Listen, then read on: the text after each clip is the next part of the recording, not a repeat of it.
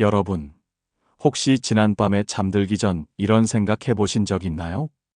내 인생이 과연 잘 흘러가고 있는 걸까? 앞으로 남은 시간을 어떻게 보내야 할까? 저는 어제 저녁 아내와 함께 오래된 사진첩을 들춰보다가 문득 이런 생각이 들었어요. 시간이 참 빨리 지나갔구나. 그런데 정말 잘 살아온 걸까? 사진 속 젊은 우리 모습을 보면서 그때는 몰랐던 것들이 지금은 보이더라고요. 무엇이 정말 중요한 것이고 무엇을 놓치고 살았는지 말이에요. 오늘 이 영상이 여러분께 조금이라도 도움이 되길 바라며 시작하기 전에 구독과 좋아요 부탁드립니다. 자, 그럼 지금부터 제가 수십 년간 많은 분들을 만나면서 깨달은 이야기를 들려드리겠습니다. 60대 이후 인생은 급격히 달라집니다. 어떤 사람은 날마다 젊어지고 어떤 사람은 빠르게 무너져 갑니다. 그 차이는 무엇일까요? 먼저 돈 이야기부터 시작해 볼까요? 작년 가을 제 사무실에 들어선 한 분을 잊을 수가 없습니다. 67세 장민수 씨였는데 손이 덜덜 떨리고 계셨어요. 선생님, 제가 정말 바보 같은 짓을 했네요. 장민수 씨는 대기업에서 30년 넘게 일하시고 퇴직금으로 1억 8천만 원을 받으셨어요. 그런데 문제는 그 다음이었습니다. 이 돈으로 평생 살 수는 없잖아요. 뭔가 해야겠다 싶었어요. 동네에서 만난 지인이 이런 말을 했답니다. 민수야, 분식집 하나 차리면 월 300은 나와. 내가 아는 집은 500도 번다고. 평생 사무실에서만 일하셨던 분이 갑자기 장사를 시작했습니다. 1억 2천만 원을 투자해서 말이죠. 처음 한 달은 정말 잘 될 것 같았대요. 동네 사람들도 맛있다고 하고 손님도 제법 왔고요. 그런데 현실은 달랐습니다. 새벽 5시에 일어나서 재료를 준비하고 밤 9시까지 기름 냄새와 함께 살았어요. 하루 13시간씩 서서 일해도 한 달 순수익이 80만 원을 넘기 어려웠다고 하더라고요. 임대료 110만 원, 인건비 130만 원, 재료비에 전기세까지 계산해보니 시급 7천 원도 안 됐어요. 더 힘든 건 몸이었습니다. 30년간 앉아서 일하던 분이 갑자기 하루 종일 서서 일하니까 허리도 아프고 다리가 퉁퉁 붓더라고요. 아내분이 매일 우셨대요. 당신이 이렇게 힘들어할 줄 몰랐어요. 1년 반을 버텼습니다. 그런데 장사가 점점 어려워지면서 결국 문을 닫을 수밖에 없었어요. 투자한 돈은 거의 다 날리고 권리금도 못 받았다고 하더라고요. 지금 장민수 씨는 새벽 4시에 일어나서 택배 분류 작업을 하고 계십니다. 최저 시급을 받으면서 말이죠. 왜 이런 일이 반복될까요? 비슷한 시기에 만난 또 다른 분 이야기도 있어요. 이영애 씨는 74세, 평생 절약해서 모은 돈이 7천만 원 있으셨습니다. 어느 봄날 15년 지기 친구가 찾아왔답니다. 영희야, 너만 알려주는 거야. 이 투자 상품 하면 8개월 만에 돈이 2배가 돼. 친구가 보여준 자료에는 그럴듯한 그래프들이 있었어요. 해외 투자 회사 이름도 그럴듯했고 수익률표도 화려했습니다. 15년 친구가 날 속일 리가 없잖아요. 결국 7천만 원을 모두 투자하셨어요. 처음 2달은 정말 수익이 났다고 연락이 왔었답니다. 그런데 어느 날부터 친구 연락이 끊어졌습니다. 투자 회사에 전화해도 받지 않고 사무실에 가보니 이미 텅 비어 있었어요. 선생님, 제가 이렇게 바보였나요? 이 나이에 이럴 줄 몰랐어요. 75세의 나이에 이영희 씨는 지금 식당 일을 나가고 계십니다. 혹시 이런 이야기들 들으시면서 나라면 그러지 않을 텐데 생각하고 계신가요? 사실 저도 처음에는 그랬어요. 왜 그렇게 쉽게 속을까? 왜 그렇게 성급하게 결정할까? 그런데 직접 많은 분들을 만나보니 알겠더라고요. 노후 불안이 클수록 대박에 대한 유혹이 더 크게 다가와요. 이번이 마지막 기회일지도 모른다는 조급함이 생기거든요. 그리고 가까운 사람이 권하면 의심하기 어려워집니다. 특히 우리 나이 되면 정이 많잖아요. 설마 나를 속이겠어? 하는 마음이 앞서죠. 그럼 반대편에 있던 사람들은 어떻게 했을까요? 장민수 씨와 같은 회사에 다녔던 박성호 씨는 어떻게 하셨을까요? 박성호 씨도 65세에 퇴직하시고 퇴직금도 비슷하게 2억 정도 받으셨어요. 하지만 선택이 달랐습니다. 저는 평생 회계 일을 했으니까 이걸로 뭔가 해보자 생각했어요. 작은 사무실 하나를 얻으셨습니다. 동네 소상공인들의 세무 관리를 도와주기 시작하신 거죠. 25년 넘게 해온 일이니까 모르는 게 없었어요. 처음에는 월 60만 원 정도였어요. 그래도 제가 할 줄 아는 일이니까 힘들지 않았어요. 입소문이 나기 시작했습니다. 세무서 신고도 정확하게 해주시고 절세 방법도 알려주시니까 손님들이 점점 늘어났어요. 지금은 어떠실까요? 젊은 직원 한 명을 고용할 정도가 됐습니다. 월 수입이 400만 원 넘게 나온다고 하시더라고요. 나이 들어서도 누군가에게 도움이 될 수 있다는 게 참 감사해요. 그리고 뭔가 새로 배울 필요가 없으니까 스트레스도 없고요. 그럼 어떻게 해야 할까요? 돈의 함정을 피하려면 말이죠. 첫째, 평생 해온 일로만 뭔가를 시작하세요. 장민수 씨가 30년간 해온 사무직 경험을 살렸다면 어땠을까요? 세무사무소 보조, 중소기업 컨설팅 이런 쪽으로 접근했다면요. 둘째, 너만 알려준다는 이야기는 100% 의심해 보세요. 정말 좋은 기회라면 왜 나한테만 알려줄까요? 자기가 하겠죠. 이건 정말 확실합니다. 셋째, 급하게 결정하지 마세요. 나이가 들수록 시간은 오히려 여유가 있잖아요. 6개월, 1년 생각해봐도 늦지 않습니다. 그런데 말입니다. 돈만 있다고 해서 행복한 노후가 보장되는 건 아니더라고요. 더 큰 격차를 만드는 게 또 있습니다. 바로 건강입니다. 작년에 만난 두 분의 이야기를 해드릴게요. 강태성 씨와 김원식 씨, 둘 다 71세입니다. 같은 아파트 단지에 살고 계세요. 2년 전 어느 날 두 분에게 똑같은 일이 일어났습니다. 아파트 엘리베이터가 고장나서 계단으로 4층까지 올라가야 했어요. 2층쯤에서 갑자기 숨이 차기 시작했습니다. 4층에 도착했을 때는 한동안 문 앞에서 숨을 고르고 있어야 했죠. 두 분 모두 같은 생각을 했어요. 40대 때는 8층도 뛰어 올라갔는데, 아, 이제 나도 늙었구나. 하지만 그 다음이 달랐습니다. 강태성 씨의 선택은 이대로는 안 되겠다였어요. 뭔가 해야겠어. 이대로 늙을 순 없지. 다음 날부터 아침 일찍 일어나서 동네를 걷기 시작했어요. 처음에는 15분, 20분도 힘들었습니다. 숨이 차고 다리도 아프고 처음 일주일은 정말 힘들었어요. 이거 내가 할 수 있을까? 싶었어요. 그런데 포기하지 않았습니다. 매일매일 나갔어요. 비가 와도 우산 들고 나가고 추워도 두껍게 입고 나갔습니다. 한 달 후 25분 걷기가 편안해졌어요. 2달 후에는 40분, 3달 후에는 1시간도 거뜬해졌습니다. 그때부터 자신감이 생겼어요. 나도 할 수 있구나. 걷기에 재미를 느끼기 시작하면서 자전거도 타기 시작했습니다. 한강까지 가는 코스를 만들었어요. 김원식 씨는 어떻게 받아들였을까요? 나이 들면 다 그런 거 아니야? 무리하면 안 되지. 그날 이후 더 조심스럽게 생활하기 시작했어요. 엘리베이터가 고장나면 아예 외출을 안 했습니다. 계단 오르기가 힘드니까 말이죠.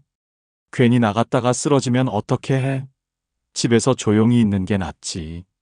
점점 집에서 보내는 시간이 늘어났습니다. TV 보는 시간도 길어졌고 밖으로 나가는 일도 줄어들었어요. 요즘 젊은 애들은 다 바쁘고 나 같은 늙은이랑 뭘 하겠어?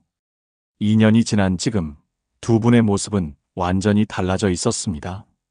강태성 씨를 만났을 때 정말 놀랐어요. 2년 전보다 오히려 더 건강해 보이셨거든요. 요즘 매일 아침 7시에 자전거 타고 한강까지 갔다 와요. 1시간 반 정도 걸리는데 전혀 안 힘들어요. 오후에는 복지관에서 서예 수업을 듣고 계시고 저녁에는 아내와 함께 동네를 산책하신다고 하더라고요. 같이 등산하는 모임도 만드셨대요. 요즘이 제 인생에서 가장 건강하고 행복한 것 같아요. 할 일도 많고 만날 사람도 많고요. 김원식 씨는 어떠셨을까요? 2년 사이에 많이 수척해지셨더라고요. 당뇨가 생겼고 무릎 관절염도 심해졌다고 했습니다. 병원비가 한 달에 40만 원은 나와요. 혈압약, 당뇨약, 관절 주사. 끝이 없어요. 더 안타까운 건 점점 외출하기 어려워지셨다는 거였어요. 지팡이 없이는 걷기 힘들어지셨거든요. 집에만 있으니까 답답하죠. 그런데 나가기도 힘들고. 이게 늙는 거겠죠, 뭐. 혹시 여러분은 어느 쪽에 가까우신가요? 정말 충격적인 사실을 하나 말씀드릴게요. 건강을 잃으면 돈 문제는 비교가 안 될 정도로 심각해집니다. 의료비 부담이 급증하는 건 당연하고요. 간병비까지 포함하면 한 달에 수백만 원이 들어갈 수도 있어요. 실제로 제가 상담했던 한 분은 뇌경색으로 쓰러지신 후 2년간 치료비와 간병비로 8천만 원을 쓰셨어요. 평생 모은 돈이 몇 년 만에 바닥났죠. 더 무서운 건 고립이에요. 몸이 불편해지면 외출이 어려워집니다. 사람들 만나는 게 힘들어져요. 그러면 우울감이 찾아오고 이게 다시 건강을 악화시키는 악순환이 시작됩니다. 그런데 신기한 게 있어요. 성공적인 노후를 보내시는 분들의 공통점이 하나 있었거든요. 하루에 3시간 이상 집 밖으로 나가신다는 거예요. 에이, 그게 뭐가 어려워? 라고 생각하실 수 있어요. 하지만 막상 은퇴하고 나면 나갈 이유가 없어져요. 회사도 안 가고, 특별한 약속도 없고, 집에 오래 있으면 저절로 우울해집니다. 걷지도 않게 되고, 사람 만날 일도 없어지고요. 반대로 밖으로 나간다는 건 자신을 관리한다는 뜻입니다. 거울을 보고 머리를 빗어요. 계절에 맞는 옷을 입고 사람들과 마주쳐야 하니까 최소한의 몸단장은 하게 되죠. 걷는다는 것도 온몸을 움직이는 거예요. 비타민 D도 합성되고 세상의 변화도 눈으로 확인할 수 있어요. 복지관이라는 최고의 선택지도 있어요. 작년에 복지관에서 만난 김순덕 씨 이야기를 해드릴게요. 김순덕 씨는 68세, 남편을 잃고 혼자 사시는 분이었어요. 1년 전까지는 거의 집에서만 지내셨대요. TV만 보고 밥 먹고 잠자고 하루가 어떻게 지나가는지도 몰랐어요. 그러던 중 이웃집 할머니가 복지관에 가자고 권하셨답니다. 처음에는 귀찮았어요. 모르는 사람들이랑 뭘 하겠어요? 하지만 한번 가보니까 생각이 바뀌셨대요. 서예 수업을 들었는데 붓을 잡고 글씨를 쓰는데 마음이 차분해지더라고요. 복지관에는 정말 다양한 프로그램이 있어요. 서예, 요가, 노래 교실은 기본이고 스마트폰 교육, 영어 회화까지 다양한 프로그램이 있습니다. 그리고 무엇보다 사람들이 있어요. 비슷한 나이대의 사람들과 이야기 나누고 함께 점심도 먹고 요즘이 70년 살면서 가장 바쁘고 즐거워요. 지금 김순덕 씨는 복지관의 단골이 되셨어요. 서예 수업, 요가, 봉사활동까지 하고 계시더라고요. 지금 시작해도 늦지 않습니다. 건강한 사람과 그렇지 않은 사람의 차이는 거창한 데 있지 않습니다. 내일의 아주 작은 선택에 있어요. 아침에 일어나서 TV부터 켤 것인가? 양치부터 할 것인가? 점심 후에 바로 누울 것인가? 10분이라도 산책할 것인가? 엘리베이터가 고장났을 때 포기할 것인가? 천천히라도 계단을 오를 것인가? 이런 작은 선택들이 1년, 2년 쌓이면서 엄청난 차이를 만들어냅니다. 강태성 씨가 71세에 시작해서 지금 73세인데도 젊은이들보다 건강하잖아요. 늦은 때란 없어요. 만약 지금 건강이 걱정되신다면 오늘부터라도 시작해보세요. 하루 3시간 정도 집 밖으로 나가보세요. 갈 곳이 없어도 괜찮아요. 동네 한 바퀴라도 좋습니다. 그런데 말이죠. 돈도 있고 건강도 좋다고 해서 모든 문제가 해결되는 건 아니더라고요. 마지막으로 가장 깊은 상처를 주는 게 있습니다. 바로 관계입니다. 작년 여름, 제 사무실에 들어선 최정호 씨 부부를 잊을 수가 없습니다. 문을 열고 들어서는 순간부터 분위기가 심상치 않았어요. 두 분 다 말이 없으셨거든요. 36년을 함께 살았다는 부부가 마치 남처럼. 선생님, 저희 이혼하려고요. 부인이 먼저 말을 꺼내셨어요. 목소리에 분노보다는 깊은 절망이 묻어 있었어요. 남편은 고개를 푹 숙이고 계셨고요. 최정호 씨는 대기업에서 33년 가까이 일하셨어요. 그 흔한 회식도 거의 안 하고 외도 한 번 없이 성실하게 사신 분이었습니다. 회사 다닐 때는 새벽에 나가서 밤 늦게 들어오는 생활을 하셨죠. 집안일은 당연히 부인이 다 담당하셨어요. 아이들 교육, 살림, 시댁 모시기까지 33년간 혼자서 감당하셨던 거죠. 2년 전 퇴직하시고 나서 문제가 시작됐습니다. 갑자기 하루 24시간을 집에서 보내게 된 남편. 할 일이 없으니까 부인이 하는 일 하나하나에 간섭하기 시작했어요. 밥은 언제 주냐? TV 소리가 너무 크다. 청소는 이렇게 하는 게 아니야. 김치가 너무 짜다. 부인이 말씀하시더라고요. 36년간 제가 혼자 다 해왔는데 갑자기 이래라 저래라 하니까 정말 미칠 것 같았어요. 남편도 답답하긴 마찬가지였어요. 나도 답답해. 평생 바쁘게 살다가 갑자기 할 일이 없으니까 자꾸 잔소리하게 돼. 혹시 이런 이야기가 남의 일 같지 않으신가요? 요즘 황혼 이혼이 정말 많이 늘고 있어요. 25년 이상 결혼 생활 후에 이혼하는 비율이 14.8%나 됩니다. 거의 7쌍 중 1쌍 꼴이에요. 왜 이런 일이 벌어질까요? 남편은 평생 일만 했어요. 집안일은 거의 안 해봤고 부인과 깊은 대화도 별로 없었어요. 남자는 밖에서 돈 벌고 여자는 집안을 지킨다는 역할 분담이 명확했으니까요. 그런데 은퇴 후 갑자기 24시간을 함께 보내게 되니까 서로 어떻게 지내야 할지 모르는 거예요. 게다가 부인 입장에서는 30년 넘게 참아왔던 불만이 폭발합니다. 평생 나 혼자 다 했는데 이제 와서 이래라 저래라. 더 이상 못 참겠어. 황혼 이혼이 무서운 이유는 단순히 혼자가 되는 것 때문이 아니에요. 재산 분할이 들어갑니다. 평생 모은 돈이 반으로 줄어들어요. 집도 팔아야 할 수 있고요. 그리고 1인 가구가 됩니다. 2인 가구보다 생활비는 훨씬 많이 들어요. 집세, 식비, 의료비, 모든 게 비효율적이 돼버리죠. 더 큰 문제는 외로움이에요. 30년을 넘게 함께 살았는데 갑자기 혼자가 되면 정말 견디기 어려워요. 실제로 황혼 이혼 후 우울증에 걸리시는 분들이 정말 많아요. 특히 남성들이 더 힘들어하세요. 집안일을 못하니까 기본적인 생활 자체가 어려워지거든요. 그런데 완전히 다른 선택을 한 부부도 있었어요. 같은 시기에 만난 박미숙 씨 부부 이야기입니다. 박미숙 씨 남편도 비슷한 나이에 퇴직하셨는데 준비를 다르게 하셨더라고요. 남편이 퇴직하기 1년 전부터 준비했어요. 함께 요리 수업부터 들었죠. 처음에는 남편이 싫어하셨대요. 남자가 무슨 요리를 배워? 창피해서 어떻게 가? 그래도 부인이 계속 권했어요. 나 혼자 평생 할 순 없잖아. 이제는 함께 해야지. 결국 함께 수업을 들으셨어요. 처음에는 정말 어색했대요. 칼질도 어설프고 간도 못 맞추고.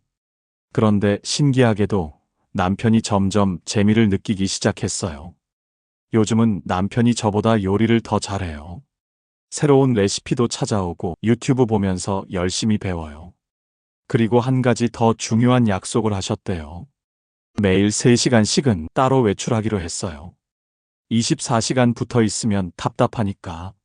남편은 오전에 등산 모임이나 산책을 나가고 부인은 오후에 복지관 프로그램을 들으러 가세요. 저녁에 만나면 서로 하루 있었던 일을 이야기해요. 할 이야기가 많아졌어요. 서로 다른 사람들을 만나니까. 지금 이 부부는 여행도 함께 다니시고 동네 탁구장에서 복식 경기도 하신다고 하더라고요. 38년 가까이 함께 살면서 지금이 가장 행복해요. 서로를 새롭게 알아가는 것 같아요. 가족과의 건강한 경계선도 중요해요. 부부관계만이 문제가 아니에요. 자녀와의 관계도 점점 복잡해지고 있어요. 요즘 캥거루족이라는 말 들어보셨나요? 성인이 된 자녀가 부모 집에서 계속 사는 경우를 말하는 거예요. 지난달에 만난 김정자 씨 이야기를 간단히 해드릴게요. 김정자 씨는 63세, 아들이 33세인데 아직 집에서 같이 살고 있다고 하더라고요. 회사는 다니지만 생활비는 한 푼도 안 내요. 오히려 명품을 사고 해외여행을 다니면서도 부모님께는 용돈도 안 드려요. 반대로 자녀가 계속 돈을 요구하는 경우도 있어요. 엄마, 400만 원만 빌려줘. 꼭 갚을게. 아버지, 사업이 잘 안 돼서 이번만 도와주세요. 혈육이라는 이름으로 계속 돈을 요구받는 거예요. 이런 경우들의 공통점은 뭘까요? 경계선이 없다는 거예요. 가족이라고 해서 무엇이든 허용하면 안 됩니다. 특히 돈 문제는 더욱 그렇고요. 제가 30년간 상담하면서 정말 많이 본 케이스가 있어요. 형제간에 돈 빌려주고 받지 못해서 평생 안 보고 사는 경우, 자녀에게 사업 자금 대줬다가 망해서 노후 자금까지 날린 경우, 심지어 부모님 유산 때문에 형제간 법정 다툼까지 가는 경우도 봤어요. 피는 물보다 진하다고 하지만 돈은 피보다 진한 경우가 정말 많습니다. 가족과의 돈 거래는 정말 조심해야 해요. 빌려주면 받지 못할 각오를 하거나 아예 안 빌려주는 게 낫습니다. 혹시 지금 가족 관계로 고민이 많으시다면 이것만은 기억해 주세요. 늦지 않았습니다.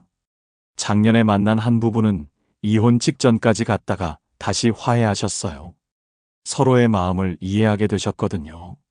72세에 시작해서 자녀와의 관계를 완전히 회복하신 분도 있어요. 중요한 건 포기하지 않는 거예요. 그리고 작은 것부터 시작하는 거고요. 부부라면 매일 3시간씩은 따로 시간을 보내보세요. 자녀 문제라면 분명한 경계선을 그어보세요.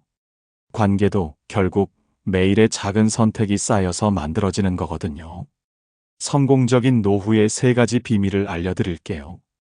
행복한 노후를 보내시는 분들에게는 3가지 공통점이 있었어요. 첫째, 미래를 생각하세요. 오늘의 선택이 나중에 어떤 결과를 가져올까? 항상 이렇게 생각하시더라고요. 당장의 편안함보다는 장기적인 관점에서 선택해요. 둘째, 작은 것부터 실천하세요. 거창한 계획을 세우지 않아요. 내일부터 매일 1시간씩 운동해야지. 이런 게 아니라 오늘 10분만 걸어보자. 이렇게 시작하세요. 셋째, 꾸준함을 중요시하세요. 한 번에 많이 하려고 하지 않아요. 매일 조금씩 꾸준히 하시더라고요. 노후 준비의 진짜 핵심은 세 균형입니다. 제가 발견한 또 하나의 비밀이 있어요. 노후를 성공적으로 보내시는 분들은 3개 축의 균형을 잘 맞추시더라고요. 첫 번째 축, 돈. 평생 경험을 살린 안전한 수입원 확보. 무리한 투자나 창업 피하기. 금융 사기 경계하기. 두 번째 축, 건강. 매일 3시간 이상 외출하기. 꾸준한 운동 습관 만들기. 사람들과 만나는 시간 갖기. 복지관 같은 인프라 적극 활용하기. 세 번째 축, 관계. 부부간 존중과 배려하기. 가족과 건강한 경계선 지키기. 새로운 인간관계 만들어가기. 하루 3시간은 따로 보내기. 이 세 축이 균형을 이룰 때 정말 품격 있는 노후가 시작되더라고요. 인생의 나이값을 한다는 건 이런 거예요. 제가 만나본 분들 중에 정말 나이값을 하시는 분들이 있었어요. 이런 분들의 특징이 뭔지 아세요? 자랑하지 않으세요. 우리 아들이 어느 회사 다닌다. 우리 집이 얼마다, 이런 이야기 안 해요. 남의 흉을 보지 않으세요. 다른 사람 험담하거나 비교하지 않아요. 지적하려 들지 않으세요. 너는 왜 이렇게 하냐? 저렇게 하냐? 간섭하지 않아요. 대신 어떻게 하시느냐? 다른 사람 말을 잘 들어주세요. 먼저 따뜻한 말을 건네세요. 젊은 사람들한테도 배울 점을 찾으려고 하세요. 이런 분들 곁에 있으면 저절로 마음이 편해져요. 아, 나도 저렇게 나이 들고 싶다 생각이 들거든요. 마지막으로 꼭 드리고 싶은 말씀이 있어요. 내일보다 오늘이 젊습니다. 지금 이 순간이 앞으로 살아갈 날들 중에 가장 젊을 때예요. 그러니까 오늘을 만끽하세요. 옆에 있는 사람과 좋은 이야기 나누시고 맛있는 것도 함께 드세요. 가고 싶은 곳 있으면 다리 아프기 전에 가보시고요. 나중에 시간 되면, 나중에 돈 모으면, 나중에 건강해지면. 이런 나중은 없어요. 무조건 지금입니다. 습관이 운명을 만듭니다. 아리스토텔레스가 이런 말을 했어요. 우리는 반복적으로 하는 행동의 결과다. 따라서 탁월함은 행동이 아니라 습관이다. 정말 맞는 말이에요. 60대 이후 인생도 마찬가지입니다. 매일 아침 일어나서 첫 번째로 하는 행동, 점심 후에 하는 선택, 저녁 시간을 보내는 방법. 이런 작은 습관들이 1년, 5년, 10년 쌓이면서 엄청난 격차를 만들어냅니다. 좋은 습관은 시작하기 어렵지만 한번 자리 잡으면 저절로 굴러가요. 나쁜 습관은 쉽게 시작되지만 나중에 끊기 정말 어렵고요. 그러니까 지금, 오늘부터 좋은 습관을 하나씩 만들어 가세요. 60대 이후의 인생 격차는 거창한 데서 시작되지 않습니다. 정말 작은 일상의 선택들이 쌓여서 만들어지는 거예요.